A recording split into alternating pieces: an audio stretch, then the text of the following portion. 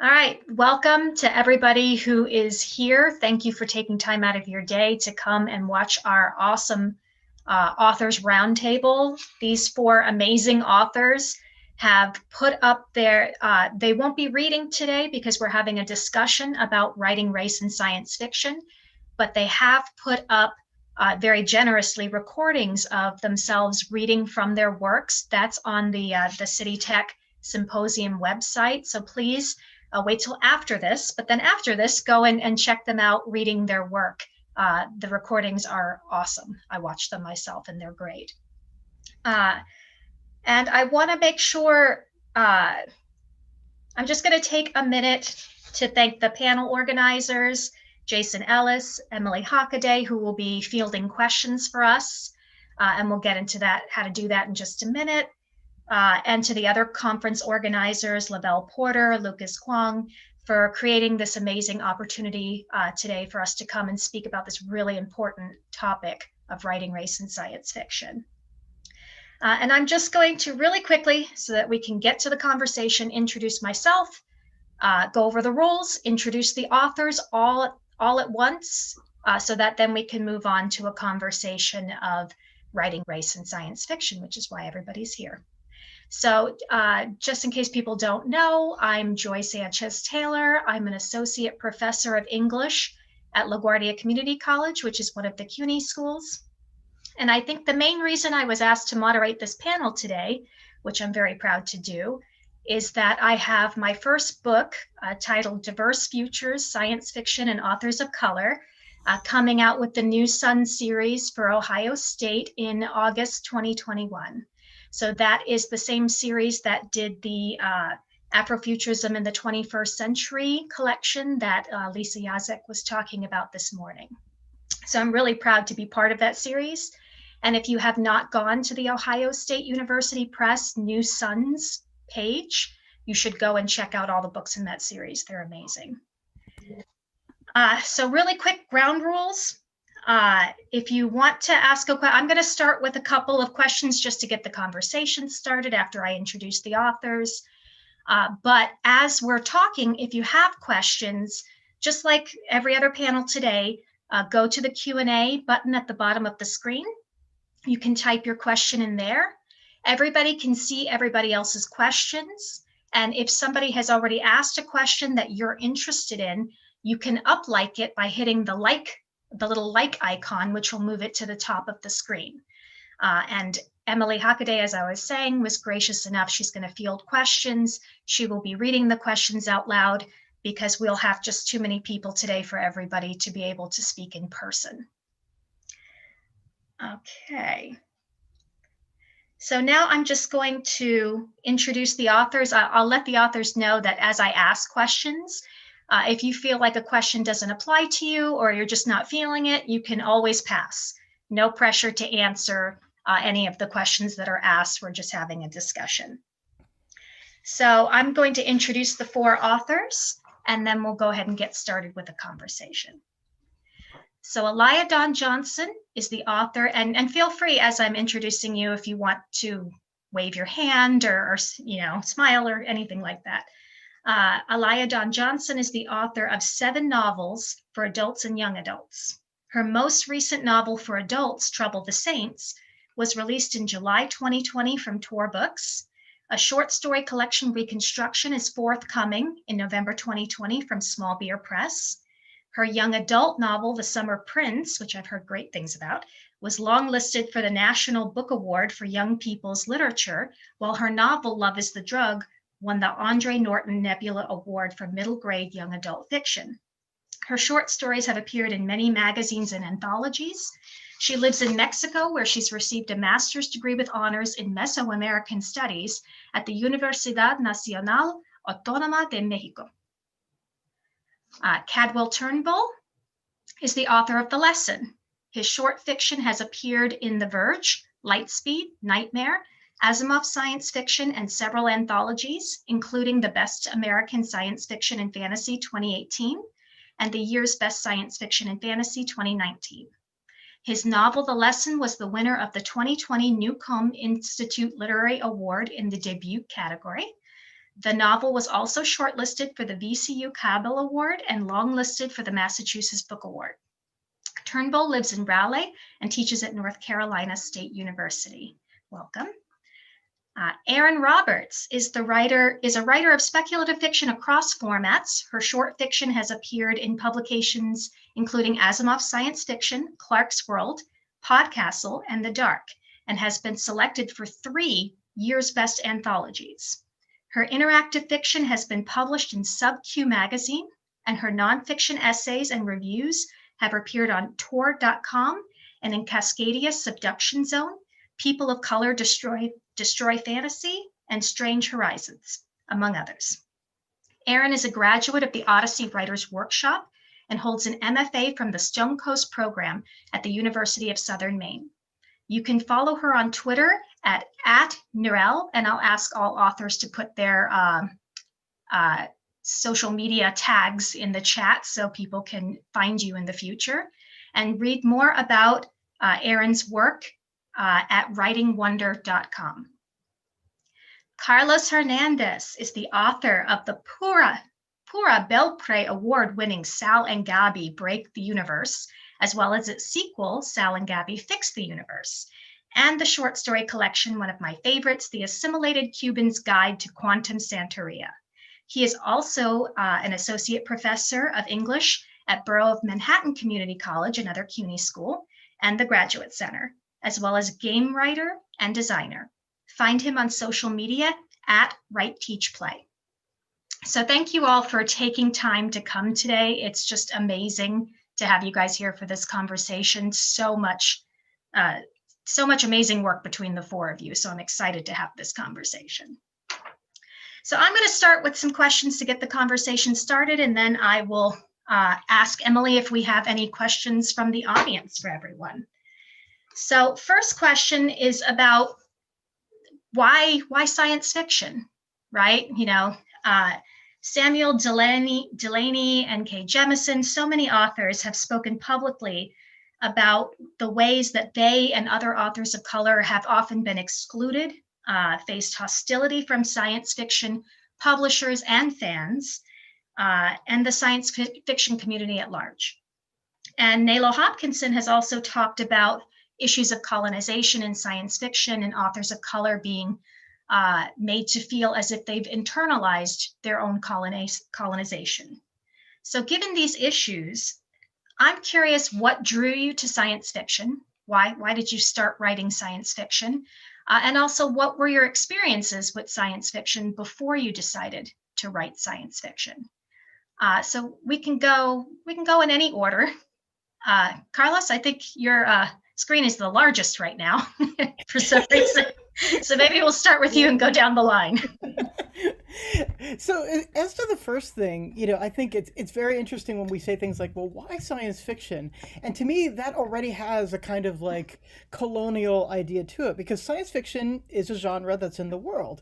And so if it's a genre that's in the world, then all people should be able to partake of it equally. Like there isn't an imagination that I think favors science fiction or an ethnicity that favors it. It is a way of conceptualizing future thinking, you know, and thought experimentation in a way that I think would be natural and right for anybody who you know, once we have science fiction in the world, the idea that it would belong to some races, ethnicities, backgrounds, and not others is already part of that thinking. So, you know, the first thing I would say is when I was much more innocent about race, like as a kid reading science fiction, I never thought it wasn't for me. And that could be also maybe part of my bravura, naivete, etc. But, you know, I was reading, you know, mostly white science fiction because that's what I could get my hands on in my small Sarasota library.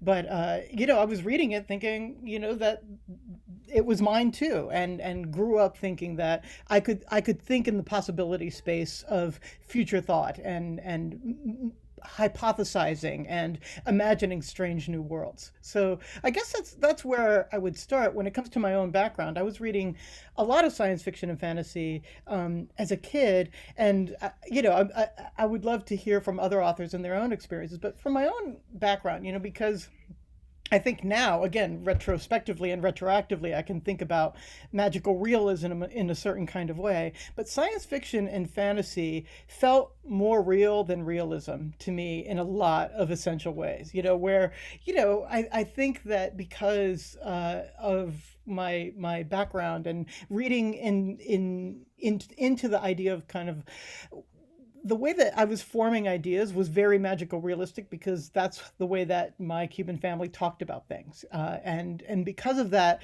things that seemed more on the fantasy side and maybe less on the high fantasy side, but more on the urban fantasy side, those things read to me as truer in some ways. And so I read a lot of fantasy, and I was fine with the heroic fantasy and stuff. Loved Lord of the Rings and everything, but I really loved fantasy that was set in the current day, and often was nebulous in its explanations, and much less worried about sort of like the nitty gritty of how you exactly cast a spell, and much more just sort of assuming them into evidence, and then just going with what resulted from it, because that felt to me like the kind of a life that I recognized.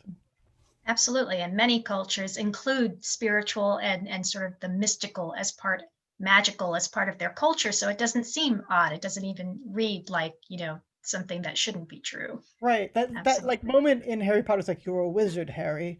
It's like, yeah, so what? Like, cool. Thanks. Pass the peas kind of thing. That's awesome. Erin, do you have any thoughts? Yeah, I mean, to answer the first question about sort of the first science fiction I read, I think it was Isaac Asimov's Nine Tomorrows, which I picked up from my grandfather's bookshelf, actually. And I think similarly, I saw myself in it because, to be honest, Asimov's short fiction isn't very character driven. It's very thought experiment driven. So, like, they don't tell you a lot about the people in it. It's like John has this interesting, complex problem or learns something about the world, but like, I can imagine John however I want. I don't remember anything about the characters in those stories. What I remember is the ideas and the way they made me think, oh, what if like education was something that could be passed on by tape deck, because these are older stories. Or, what if like, we computers could do everything for us? What would that be like for them? So I think like that's what really got me excited, is thinking about why the world is the way it is. And I also think like that's where race actually plays into it. Growing up, I grew up in Brooklyn, uh, in the US as a Black woman. I think there's an awareness of how culture works and how the world works for you versus for other people. That idea of like the double consciousness of race that makes you think about why is the world the way it is and why are cultures the way they are. And science fiction, I think, leans into that and explores why is the world. And for me, who was asking, well, why is the world as well? It was like a perfect marriage of those two things. Awesome. You got luckier than I did. My dad collected Pierce Anthony. Yeah. I was like Asimov. I gotta say, honestly though, Piers Anthony was my first entry into fantasy. And the one thing I will say is there is a book of his that like where the villain becomes the protagonist. And I love writing unreliable narrators, and I think it actually comes from that reading experience. So we get stuff from everywhere. Exactly. No, I love Pierce Anthony still. Alaya? Yeah, I love your answers, Erin and Carlos. Like I totally vibe with all of that. Even I never actually read Pierce Anthony, but the title of one of his novels was legendary in my social circles, The Color of Her Panties. And like I didn't even want to touch the book. Like I just want to know that there exists that title. So like I just, it's interesting. I also I think I felt really alienated from a lot of supposedly like realist fiction for young people, at least when I was in school, in elementary school, there were a lot of like rural farm books about young white children. And I just was like, this is nothing to do with my life. And so I think it's one of those things where, sure, science fiction also has its issues, but because its emphasis, let's say, is more on the imagination, it's certainly like really classic science fiction, it can be criticized for that too, right? Like it's got paper thin characterization, but as Erin says, like that can also be a strength because it allows you to have I think it sort of in a weird way levels the playing field, because it made me feel like, well, I can play here too. Like I can come up with these ideas. I have magic, or maybe I don't have magic, but I hear weird stories, or I exist in this sort of liminal space in my day-to-day life that feels a little like a cognate maybe of like the liminal space of literally these people in these magical worlds. Sorry, I had to come to the city to do it's like paperwork, and so there is like a bunch of traffic noise beside me. Hopefully it won't be too horrible. But yeah, so I feel like all of those things kind of really drew me to science fiction, just because it felt maybe not a place that welcomed me, but definitely wasn't excluding me. And I just wanted to play there. Like I just wanted to do whatever I could do, and that to me is it stayed with me. I don't know when I decided to write science fiction and fantasy. It just was what I kept reading. I mean, I was obsessed with Diana Wynne Jones, like obsessed. That probably a lot about my writing can probably be explained just by the fact that like these interesting, wonderful literary experiments that she would do in children's literature, and the way that she would write adults, and the way that she really kind of like dealt with dignity with the experience of childhood and its like dark and light side. I mean, I feel that there's very few writers even now who really can do what she can do, or I mean, she passed a few years ago, but I mean, she's brilliant. And so that kind of brought me into it. And then there's always been, as long as science fiction and fantasy existed as a genre, there have been writers of color breaking ground in this genre, so I don't want to say like, well, now we're finally able to break in. No, it's just, it's just problem is that it's like history happens, but then it swallows itself or something, that you have to kind of keep rediscovering these people who come before you, and that's kind of frustrating. But I mean, certainly I think now we're in the middle of like a huge fluorescence, and it's really exciting too. But yeah, it's interesting just how I think a lot of us came up in this world sort of just doggedly pursuing it because it just seemed like something we should be able to write, No, absolutely. And for all the students in the audience that I know are here today, yes, please don't assume that people of color started writing science fiction, 20 years ago, 10 years ago. It was, because of the use of pseudonyms, we actually don't know so many authors that probably were of color that wrote science fiction. So even as far back as the 1800s, W.E.B. Du Bois's The Comet, look it up. Yes, we've been there, but not always quite as recognized. Cadwell? Yeah, these are tough ones to follow up. So yeah, growing up in the Virgin Islands, I did not have a lot of access to science fiction and fantasy. I did not know where it was. No one was talking about it, at least not in book form. My schools did do a good job of, giving us access to like Black literary fiction. So we read a lot of like Roll of Thunder, Hear My Cry, and Their Eyes Were Watching God, and Timothy of the Key, which was like a island themed like Black fiction. And so it was, we got into contact with certain things through school that made me think, oh well, I could write fiction.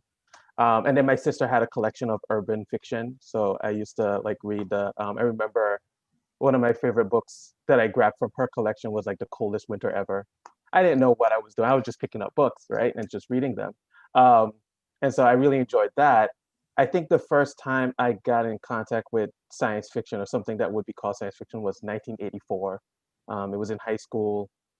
We read it, for English, and I remember just being immediately like transfixed by that story because it was asking these really big questions, and it just immediately became one of my favorite books. It's still one of my favorite books. We read Brave New World as well, and that stuff just kind of opened up like science fiction as literature to me.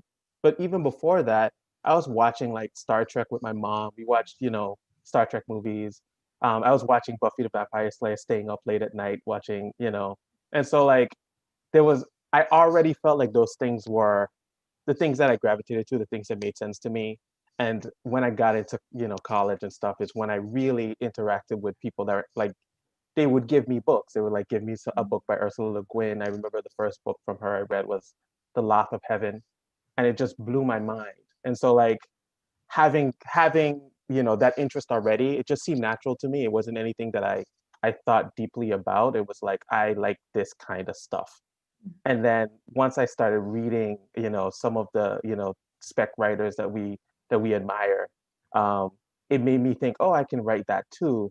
When I started though, they were like mostly white people. It took a while before I wrote from my experience in the Virgin Islands, because I just didn't see a lot of speculative stories about the Virgin Islands. So it took me a while to think, oh, well, maybe I can write about that. And, it was a really like eye-opening, liberating experience for me. But I really connected to what Carlos was saying about like living next to the magical, because I used to hang out at my grandmother's house, and we thought there was like a cowfoot lady up the street, and we would pass it on the way to get like candy from a neighbor's house. It was just something that was just normal. Absolutely awesome. I love the power of education for exposure, and then power of television also. That leads me into another question about writing for different genre categories or different mediums. A lot of authors of color right now are breaking out into multiple media, writing for graphic novels, writing for TV shows and films.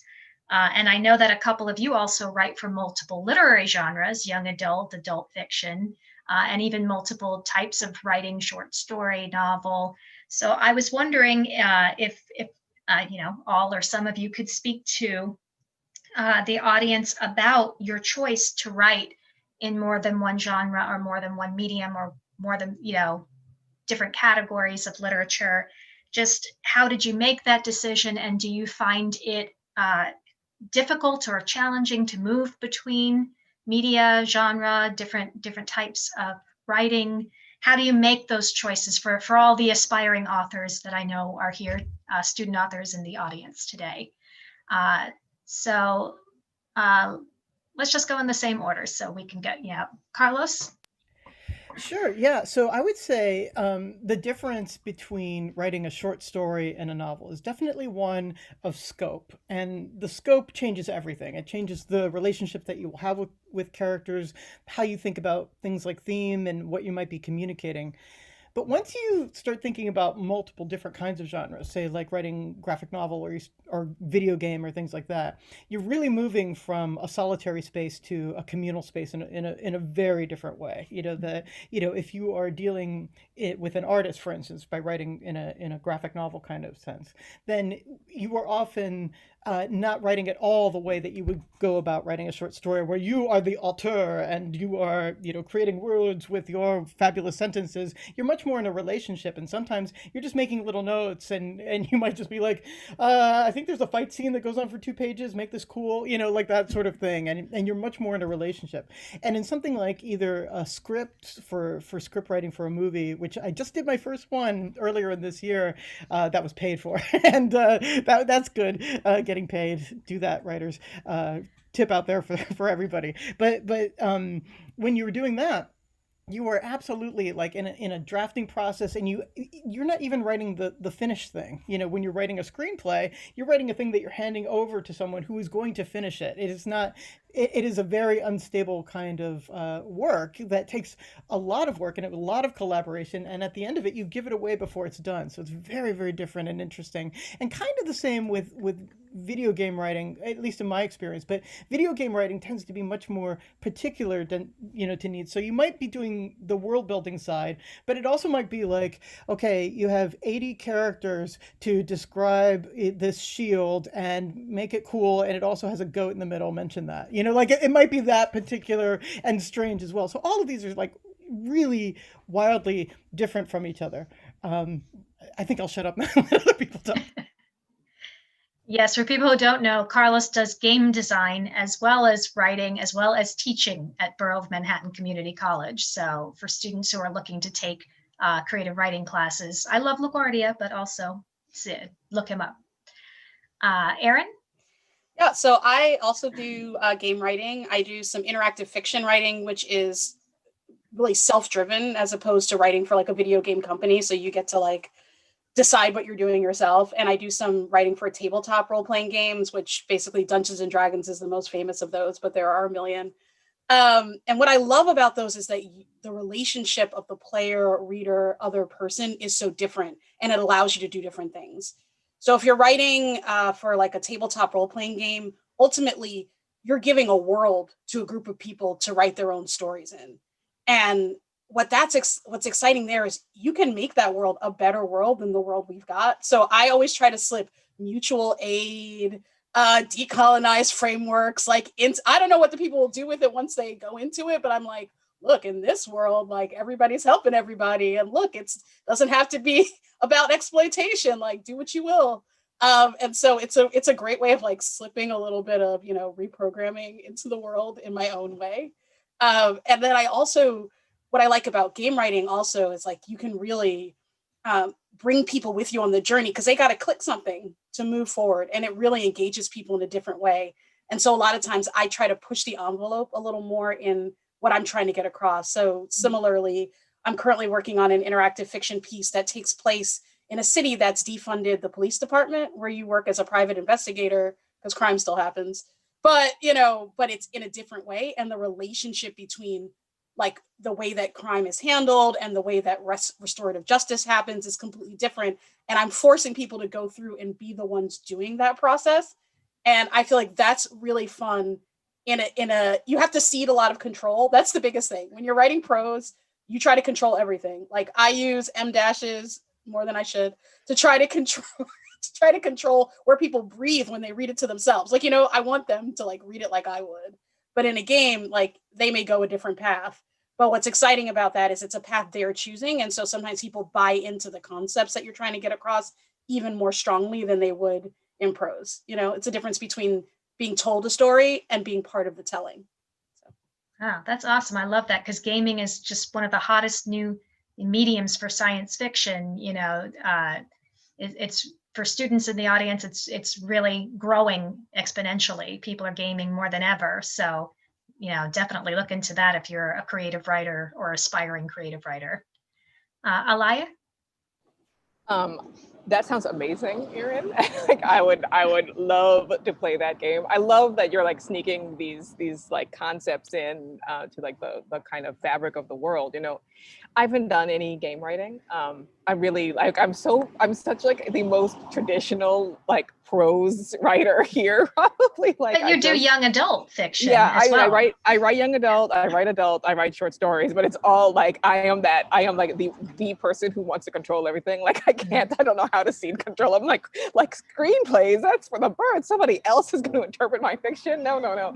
So you know, I feel like this is sort of interesting. It's like maybe I wonder what I could do, you know, if I like let it go of that a little bit. But I mean, it did resonate with me what you were saying about that kind of trying to build different assumptions into the fabric of the world, because in a general sense, I think that is in general in speculative fiction, but in a certain way, even more so in science fiction, like the science fiction subgenre of speculative fiction, like you have such power to question things and not just, you know, have characters say, you know, I don't, you know, like the police are killing us, which obviously is an important question, but I mean, you can actually have the society itself be the product of people who have questioned that to the extent to which if they have actually changed that aspect of society and show that actually like working in a different way, you know what I mean? And then, you know, repeat that with climate change and everything else. And to me, I did that a lot in the Summer Prince, especially, where I really just went in and tried, and I think in some ways I will say like that's maybe something that I think you can do this in any genre, right? But I think young adult fiction has a lot of it's very open and forgiving and kind of like lets you play in a way that I think maybe adult genres, or they kind of expect you, well, it's not realistic enough, where, you know, I don't think I didn't feel any of that kind of constraint. As you wrote, Carlos, like the kind of grim, dark tendency. Like I didn't feel any of that. I was, you know, the story has its dark moments, but I really wanted to construct. It's funny because it got published into the like huge boom of YA dystopians. So it was considered. It was a kind of classified dystopian. I mean, for marketing purposes, that's fine. It's not really dystopian. You know, I would call it like, it's like a complicated utopia. I was very much. Somebody else mentioned, Cadwell, you mentioned reading or discovering Le Guin in college, and that was exactly like when she just like blew my mind open. And I read The Left Hand of Darkness, you know. So I think, I mean, to me, it was very much like this deep homage to that, to like this problematic society, a place, you know, where not everything's perfect at all, but you can see the ways in which they have resolved certain persistent problems of our modern society, and it kind of makes you turn your head and say, oh, could that be better, you know, and not just intellectually, like really viscerally. I think that to me is like this enormous power. So to me, like I just pick of the things I write, like science fiction, adult, short stories, novels, I kind of pick the one that allows me to explore best the series of themes I want to explore, you know. And so for that, a lot of like you could definitely call the summer print solar punk, you know. So I was really desperately wanted to show like a kind of more hopeful vision of a bleak future. Let's put it like that, right? And I think, you know, I just love that. And in the science fiction novel I'm writing now, it's also young adult, because apparently like that is exactly where my imaginative brain is in science fiction, is young adult. It's also like hugely optimistic in a lot of ways, and also, you know, they're dealing with huge earth-shattering problems, and I find that tension like so thrilling. I don't know if it's like particular to young adult, no, but I do think that it's let's say it kind of lends itself more to it in my own imagination. Oh, that's so interesting. See, as the one non-creative writer in this group, I would have thought, you know, people would make the assumption that there are more restrictions when writing young adult, you know, more need to be a little PG, more, you know, more restrictions on what you can and cannot do. But I'm hearing you say the opposite, that you feel like more free in your imagination. It's weird, people seem to have this idea of young adult, and I'm always a little like, that's interesting, because it's just never been my experience of it. I understand in the sense that let's say, you know, there's a young adult that you want to get into like the big box stores, or you want it to be like there's, let's say like there's two kind of like levels of young adult, and one, they want it to be like as I don't know, acceptable PC. to like a wide enough like, but not PC like in that way, like, right. You know, the kind of thing where you can't say damn, you have to say darn, like that kind of thing. And basically it flattens out a lot of like these nuances that I enjoy. But because whatever reason, like the modern fluorescence of YA allows a lot of other stuff to happen in the edges, you know, it gives you a lot more freedom in a way that, I mean, I guess you could technically do it in adult, but I think that there's kind of more like weight behind it. So I don't know. I mean, it's weird. I mean, and as to the comment, you know, like YA and middle grade also are like different worlds too. So I couldn't really comment to that. Just like, for whatever reason, I discovered that there's like a kind of fringe of YA where they let you do whatever you want. I mean, maybe not whatever you want. I don't know, but no one said anything, you know, to me yet. So I just keep doing it. Yeah, I love that. In the morning panel, one of the morning panels, the point was made that, yeah, you know, YA is actually much more complex than people stereotype it to be. And I love that. I love that that's happening and continuing. Awesome. Cadwell? Yeah, I just want to note that like I just really love that subgenre of science fiction, the ambiguous utopia. And so what Alaya was talking about just really resonated with me. The book from Le Guin that really like blew my mind was The Dispossessed. And it remains like my favorite book. It's just something that I just keep going back to. I also write mostly just fiction. So I feel like, you know, ill-equipped to answer this question, but I have been recently working with other authors on a shared multiverse.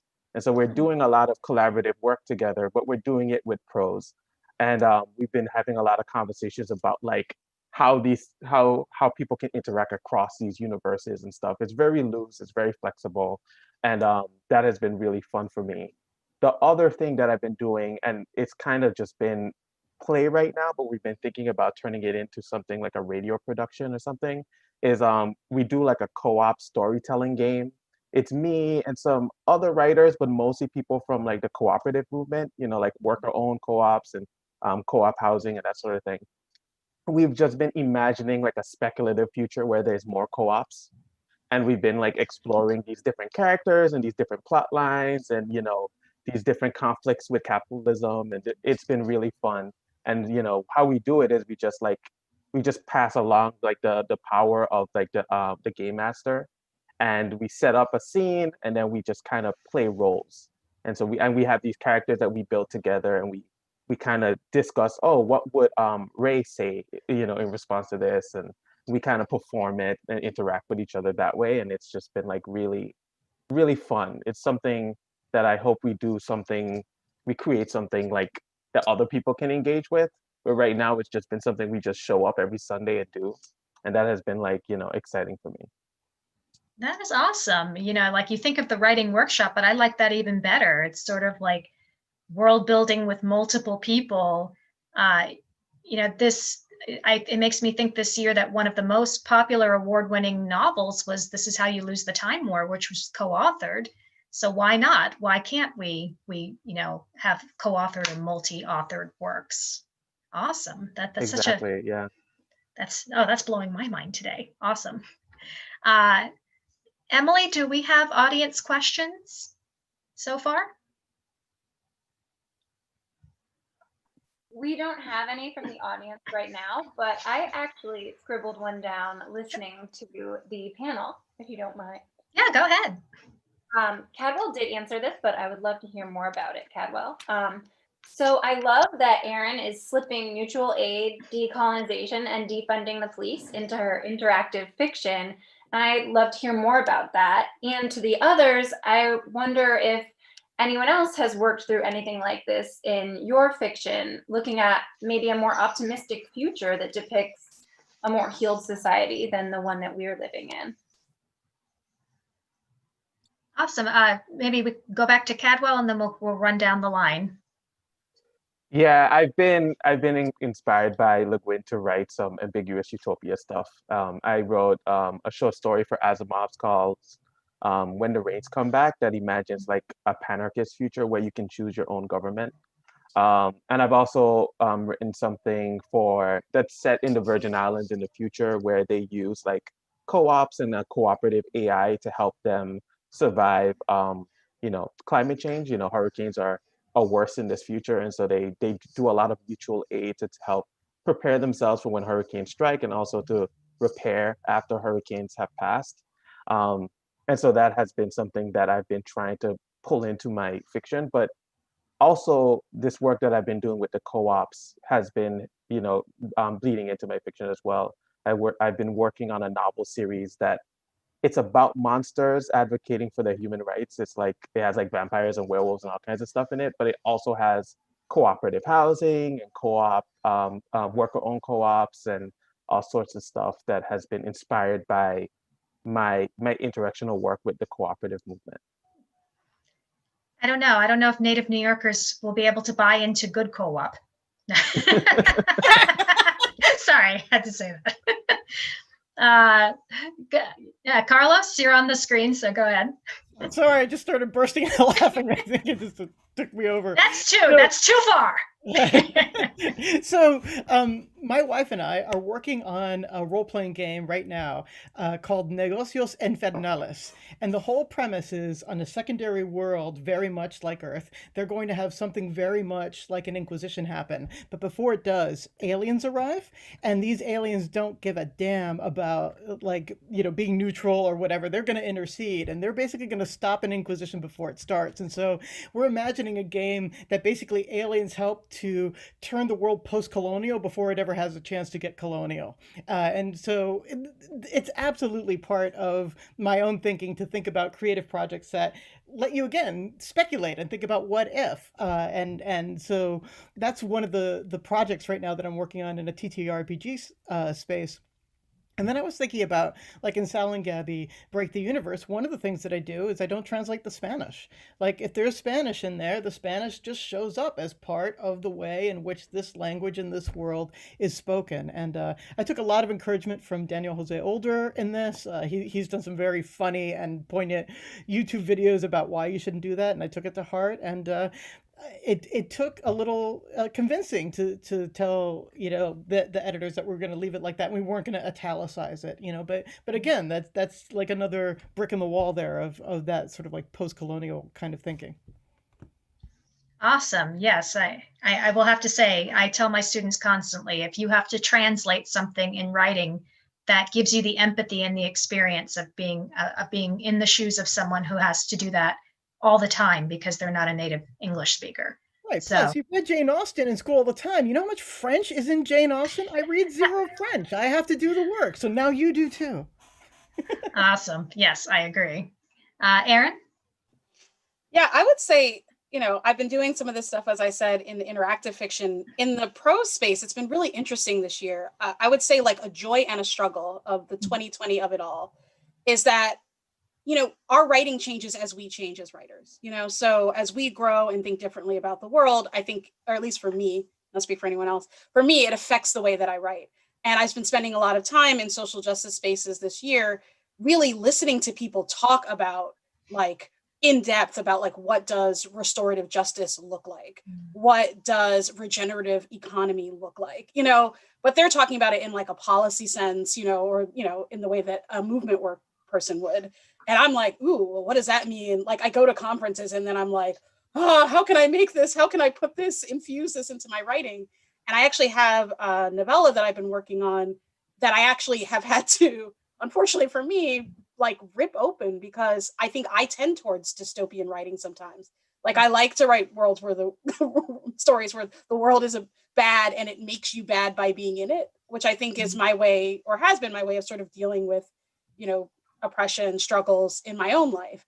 And so I'm like, I write that struggle in. And so, but now I'm interested in figuring out, well, what's the step beyond the struggle? So, I'm writing this world where it's a neighborhood that's resisted gentrification through like a horrible kind of compromise with not the actual devil, but like bad bargain type of thing that's uncovered. And then the question is like, what are the trade-offs between like, are you willing to sacrifice some for the all? But also, how can they cope with this horrible past and this horrible trauma and go past it and figure out something where both the harmed parties and those who benefited from the harm can move into like a new world together? Now, sadly, that meant throwing out many, many thousands of words, but I think the story will be stronger for it, because I think like it's the way I want to think about the world now. So I really think like working those things in, it's a process, but for me, it's a really exciting one. And it's a way to take all the things that I've taken in this year and turn them into something that I can kind of give back. And like, look, you tell the stories you tell. Sometimes it doesn't make it in. Sometimes you just want to write about silliness. I mean, I think one thing that writers of color will sometimes complain about is like, not every story you write is going to be like an in-depth like look at like race in America. Like sometimes you're like, it's fairies. That's it. That's all there is. Don't worry about it. It's just about getting the phlebotomy and then the spaceship blows up. The end. But I think that it is where I can, if I can, I think it's hard for me to resist trying to take some of these ideas that I'm thinking of and see them sneak in at least along the edges, even if the story isn't primarily about that. Yeah, absolutely. That's one of the greatest arguments I make about the value of science fiction is, I love historical fiction, and it's very important to look at what has happened and examine it. But science fiction allows you to do that while also looking towards a future, which is so important, especially this year, to give a little bit of, hope. Even if it's a dystopian future, there will be a future. So yeah, I agree. I totally agree with you. Alaya?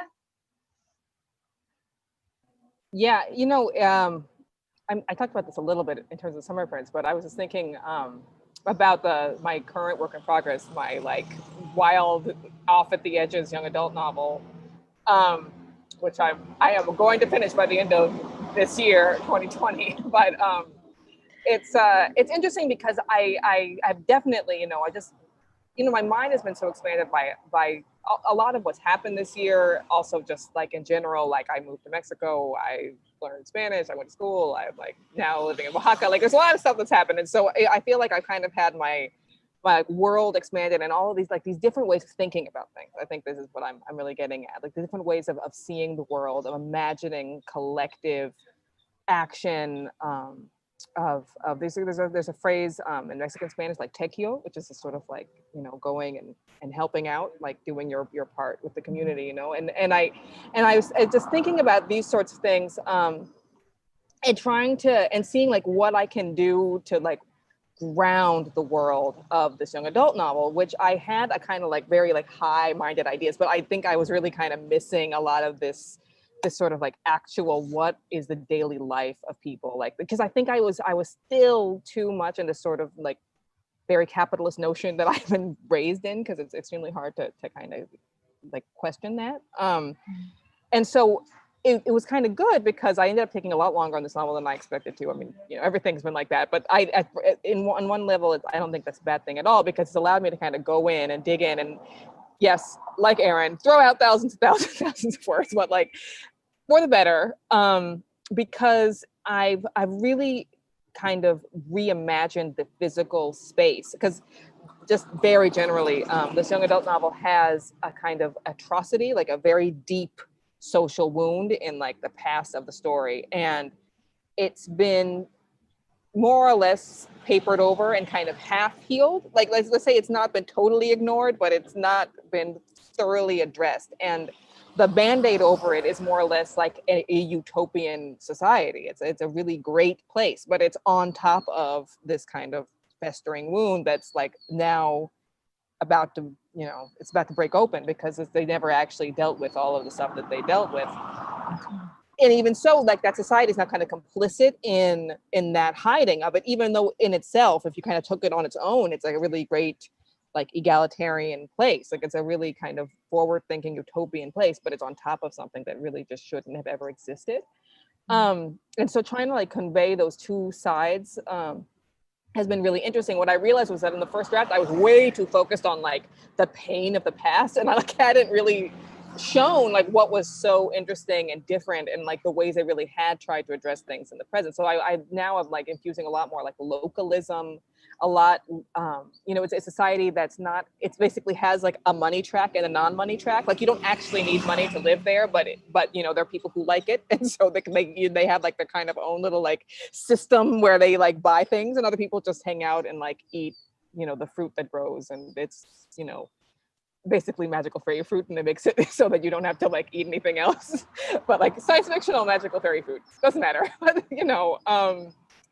so it's a lot of like interesting kind of ways I've been trying to really, really get at like the roots of my own assumptions about societies. And it's been super interesting. And so I don't know if I'm, healing all wounds. I'm certainly not, healing wounds, but I think I'm trying to at least show possibilities and different ways of thinking about things. And it's definitely kind of like shaking up my own ways of thinking about things, which is to the good. No, I would say I think you are healing wounds. I'll get into that in a minute, but I just want to make sure I tell the audience, don't be shy. This is your chance to ask questions. So, if you have questions, please type them into the Q&A. But I was going to get into a question about that, actually. I think you are healing wounds. I think one of the great things about sci-fi fantasy writing that I see happening today, and that I've seen happening across all four of your works, is this idea of restoring something that's lost. Yeah, obviously for a lot of cultures that were the victim of colonization, much has been taken, especially historically. And so, Toni Morrison talks about that extensively, rememory. But I'm wondering if perhaps, do you consciously think about the idea of restoring culture or restoring history when you're writing, or is that something that happens naturally? I'm just very curious about it, because I read works by all four of you before I came here today, and I could see that common, whether it's jumping into, pulling things in from another universe, Carlos and Cadwell, or, restoring, commenting on culture that's been lost. I know in your story, The Fruits of Hawaii, Alaya, that comes up, what the character has lost through this colonization of vampires. Erin, in your story, Sour Milk Girls, The Lost Memory. I mean, just across all four works, just this idea of wanting desperately to restore something that has been lost. So I was wondering if you guys could comment on that. And feel free, we could do this in any order. But I'll just call on you, and if you feel like you have something you want to say about that, you can. So Alaya, we'll start back with you. Sure. The thing about losing, it's interesting, because I think about this all the time. I actually, especially in just, as a person, as an African American, woman from the States, you know, the descendants of slaves, it's a real kind of thorny question. You know, the question of ancestry, like how much you can claim and how much it's just been lost.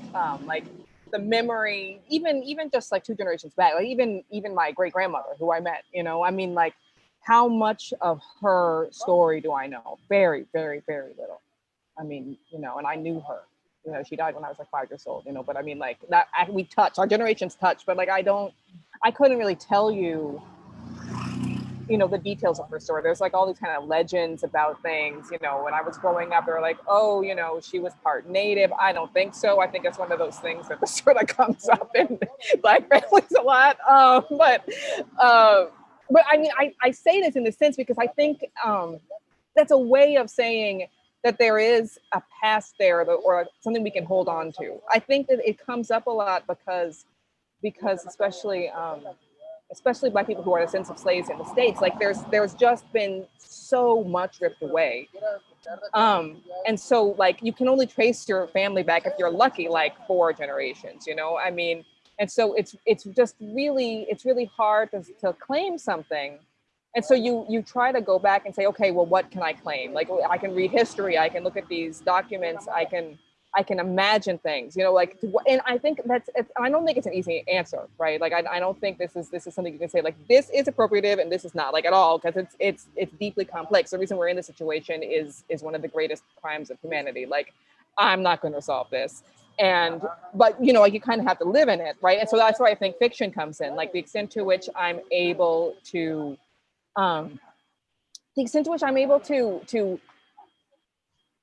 like productively engage with a past to which I cannot, you know, I don't have a direct connection. I don't have like this document from my ancestor. We don't have that kind of connection. We have some stories. We have, you know, didn't you hear this thing? And it's all mixed up. Everything is mixed up. And so that to me is basically what I really wanted to be able to do in my fiction, you know, to try to, I guess maybe not so much say like, I'm going to rescue this, but to like get into that feeling of loss and that feeling of longing for what's in the past, you know, and what we've lost and what you might be able to recover. And so like, and as a historian, you know, I did my master's degree in pre-Columbian food. So, you know, there's a lot of that kind of longing, like if only I could, you know, go back in the past one day and just like see what they actually, you know, what this thing actually looked like or what this food actually was, you know, I mean, but you can't, right? Like you just can't. And so on some level, you know, I can try to recreate it in fiction, but I don't like the idea of doing that in a way that makes it seem as if like I know the answer, you know, so you end up playing with that a little bit more, like making it harder or complicated, getting at the loss at the same time that you get at, you know, what you have in the present. Like even if you lose your language, right, you find ways of using the new language to express older ideas. Even if you lose your, you know, traditional foodstuffs or you know, certain things are prohibited, you end up finding new ways of creating and bringing those meanings into the new context. And I think that is extremely, extremely true of, you know, certainly what I've, you know, lived in Mexico, and it's certainly true of African-American culture, you know, I mean, those are, and so I think that's something that I just keep going back to in my writing, because that sense of loss never really goes away. You just have to try to find ways of working with it. And I think that's literally like the creative spirit of my culture, you know, like that's it. Like it's that ability to take something that was taken away, but still like use its ghost to create something new. Absolutely. Great answer. Oh my. Kat? Oh, sorry. Oh, go ahead. I was going to say like that deeply resonates with me. I think also as Black woman from the States, descendant of slaves, you know, there is so much loss, but to me, I feel like the loss, you can't, it's done. Like the thing is done. It was lost. You can't re-find it. There are times that loss is sort of sad. I actually feel that way a little bit. To get back to sort of a really early question that you had, Joy, about like, are we complicit in our own colonization idea? And it's interesting because sometimes when you talk to people of color who come from more immigrant backgrounds versus slavery background, people say like, this storytelling tradition is really big with me, or like, I can trace this type of writing that I do back like X number of generations. And while I think there is a specific storytelling style that comes out of the Black American experience, it isn't one that traces back endlessly, because there is obviously like a traumatic stop point. And so sometimes I'm like, oh, I wish I could say like, this really gets back to the grandparents and my grandparents and my grandparents, and that I had that to draw from. It's possible that a lot of my writing is Westernized because that's where I grew up and that's who I am. But on the other hand, I think you build in the shadow of loss, and there's so much power in what has been built. And so a lot of what I look at when I look at writing is like, the trauma is important, and I think a lot of times there's a lot that goes into in realist fiction, like reliving the trauma. But what I'm really excited about and what science fiction can do is say, what do people build after the trauma is over? When the storm waters recede, when the thing is done, what can you create?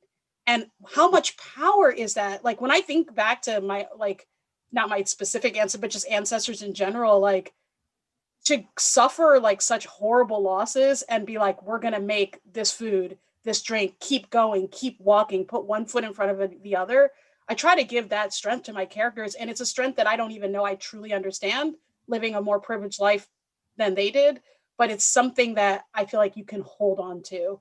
And so I feel like that's where science fiction is amazing, is the ability to take that. And as we're in a period of our own loss and trauma, what can we build now? What can we build in our own shadows? Can we build with our own ghosts of trauma and loss? Oh, gosh, I'm loving these answers. Oh, so powerful. I love that. I quoted that in the chat. You build in the shadow of loss. Like, quote yourself there. Cadwell? Yeah, what Erin said just really resonated with me, and just, taking a moment to take that in. Like growing up in the Virgin Islands, we have our own history of, colonialism, and, all of the Black people that live there are descendants of slaves, and, we have our own native populations and that sort of thing. But you can't tell someone from the Virgin Islands that they don't have a unique culture. You know what I mean? Like, despite the fact that we are made out of many different people, we've built something that I think is very distinct. And so, there's this idea of, we say like VI strong, that's something that comes out of like profound pride in something that was built there. And it's, that's something that I try to like, explore in my work, honor in the work, respect, and thinking about, I wrote a novel about an alien invasion, and one of the things that I tried to do was like bring that back to cycles of colonialism within the history of the Virgin Islands. So like when the natives were there, it started out with the Chibino Indians, and then like the Arawaks came, and then the Caribs came, and then the Spanish came, and so like thinking about all of these cycles of like new people coming and changing the culture. And that was just really something that I think is very unique in science fiction. You can kind of take something that might be a little bit out there and connect it back to something that I think is really grounded and historical. And there's like, big scenes in the book that are set in like slave insurrections and like in the history of the Virgin Islands, and trying to make that connection to aliens. And that's just fun. Like I love aliens, but I also like using aliens to think about things that are important to me and things that are important to the culture. And thinking about like being away from the Virgin Islands for quite a long time now. I'm in Boston with my partner right now, but I'm living in North Carolina teaching.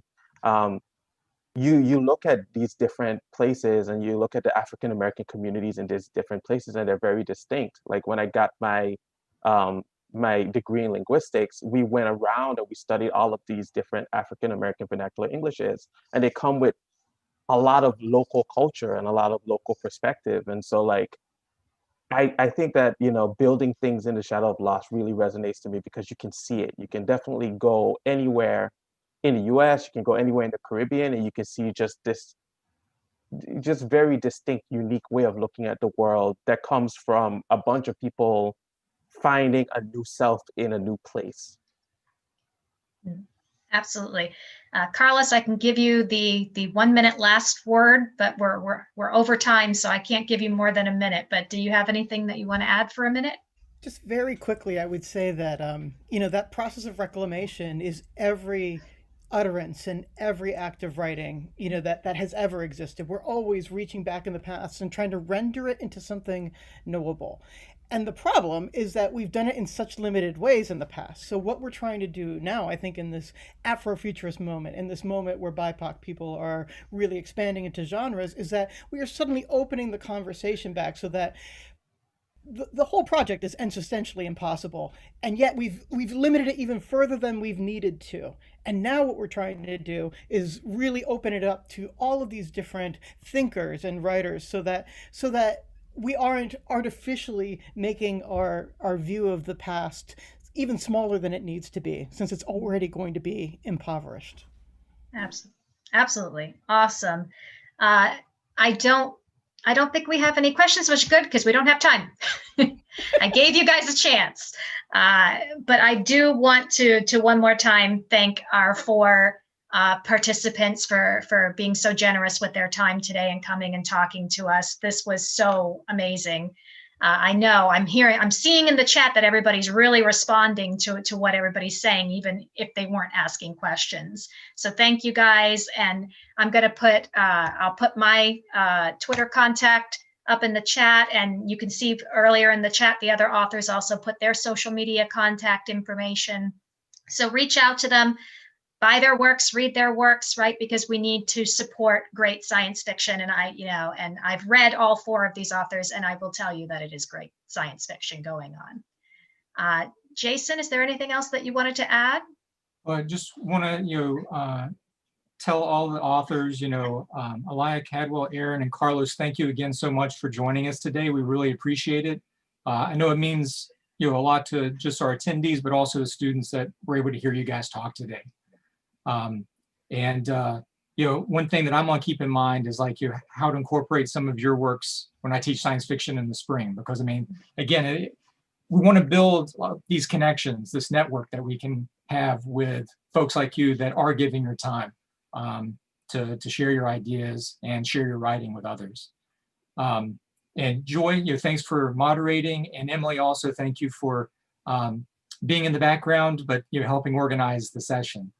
And so what we'll do now is I'll begin transitioning you guys off the panel, and then we'll start bringing in folks for our last paper session on theories and readings of otherness and representation, moderated by Ann Matsuchi.